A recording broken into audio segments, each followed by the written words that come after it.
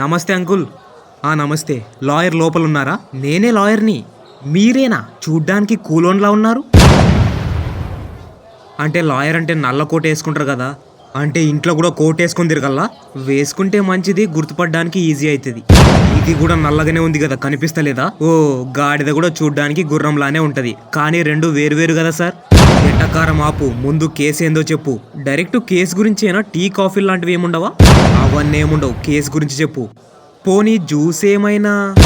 నీకు టీలు కాఫీలు జ్యూస్లు ఇయ్యనీకే ఇదేం రెస్టారెంట్ కాదు నా కొంప.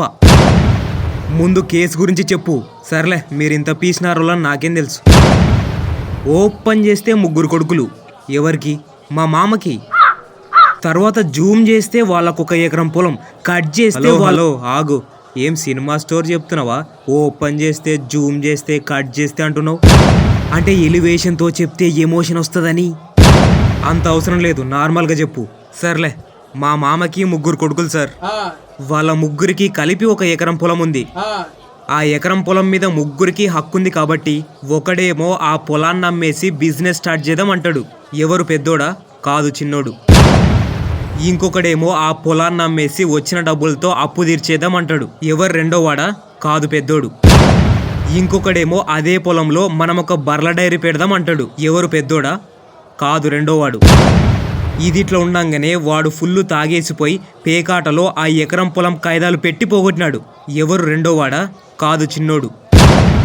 ఈ విషయం తెలియగానే వాళ్ళిద్దరూ కళ్ళు తిరిగి పడిపోయినారు. ఎవరు? పెద్దోడు, రెండోవాడా? కాదు, మా అత్తమామ.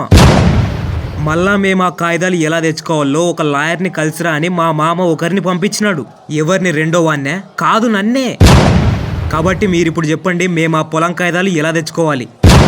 నీ స్టోరీ వింటుంటే నాకు తలనొస్తుంది, ముందో కాఫీ తాగుదాం. అందుకే నేను ఫస్టే చెప్పిన టీ కాఫీ ఏమైనా తాగుదామా అని. విన్నారా? సరే, ఇప్పుడు చెప్పమంటారా? ఏంది స్టోరే? కాదు, కాఫీ. బాబు, సార్కొక కాఫీ. బాగుందా కాఫీ? కాదు, నా స్టోరీ. మీరు ఇప్పటి వరకు ఒక్కసారైనా చేశారా కాఫీ? కాదు, కరెక్ట్గా గెస్.